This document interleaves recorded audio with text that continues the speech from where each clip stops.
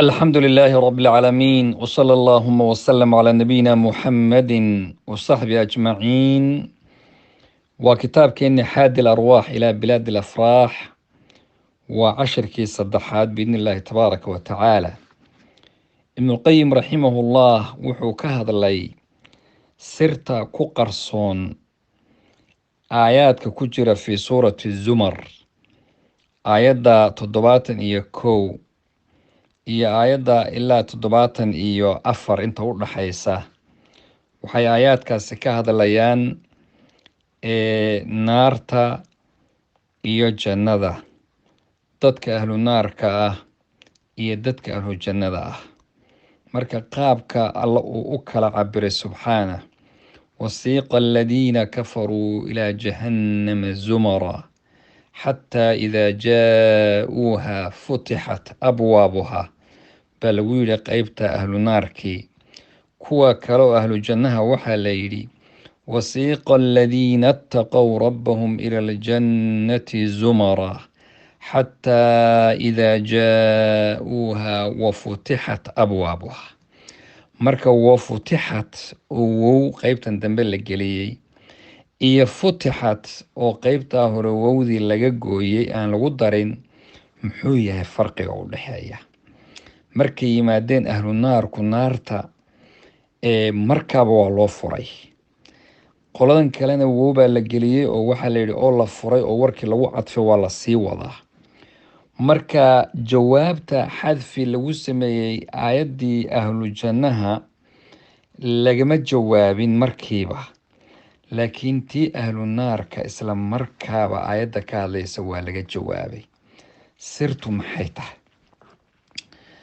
aayadda sidaa marka aan u sheegnay, qolyaha qaar waxay yidhaahdeen culimmada wejka ugu fiican sirta ku jirta xadafka laga gooyey aayadda ahlu jannaha ah waxa uun laga jawaabin, iyo in lagu sheegay tii ahlu naarka midana wow midana wowdii aan lagu darin.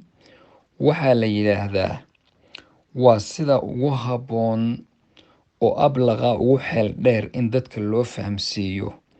malaa'igtu waxay kaxaynayaan dadka ahlu naarka ah, naarta ayay usoo kaxaynayaan iyadoo albaabadeedu ay xidhan yihiin. balu fiirso, albaabada naartu way xidhan yihiin marka dadka loo soo kaxaynayo. markay soo gaadhaan ayaa isla markaasa la furayaa, wejigooda iyagoo taagan baa loo furayaa. waxaa ku kedinaya cadaabka hal mar si bakta oo kada ayay ku kedinayaa. markaas iyagiina ay saa loo furabaa horey laga gelinayaa. kaasina waa jazaha iyo sha'nigoodii lagu abaalmariyey, sidaasuu noqonayaa. maxaa jira waa daarul ihaanati walkhazi, waa daar ama gurigii ihaanada lagu ihaanaysanayey iyo hooggii ayaan darada meesheedii weeyaan. ma amrayaan in laga furo, waxba dalbi maayaan, bal isla markaaba khasanadii naarta hayay ayaa intay furaanbaa horey laga gelinayaa. amaa dadkii ahlu jannada ahaa, markay iyagu jannada ay yimaadaan oo ah daartii karaamada iyo maamuuska, oo maxal meeshii dadka ilaahay dadkiisa khaaska ugu talagala ay tahay owliyadiisa, markay yimaadaan oo albaabadeedii ay yimaadaan oo ay rajeeyaan in laga furo, ayaa waxaa isla markaaba dadkii ulul casmigii iyo rusushii ayaa maaragtay la weydiinayaa in la furo. markaasaa rusushii xadiidkii shafaacada waad garanaysaan, ama rasuulka sala alla alay slam fatxigii jannada qofka ugu horeeya oo furo uu noqonayo nebiyullaahi muxamed sala allahu calayhi waaalih wasalam ayaa lagu maamuusayaa inuu furo ilaahay subxaanahu watacaala. haddaba ahlu naarka waa yusaaq, waa la kaxaynayaa. ahlu jannuhu way imaanayaan iyaguna iyagoo zumaran, koox koox ah.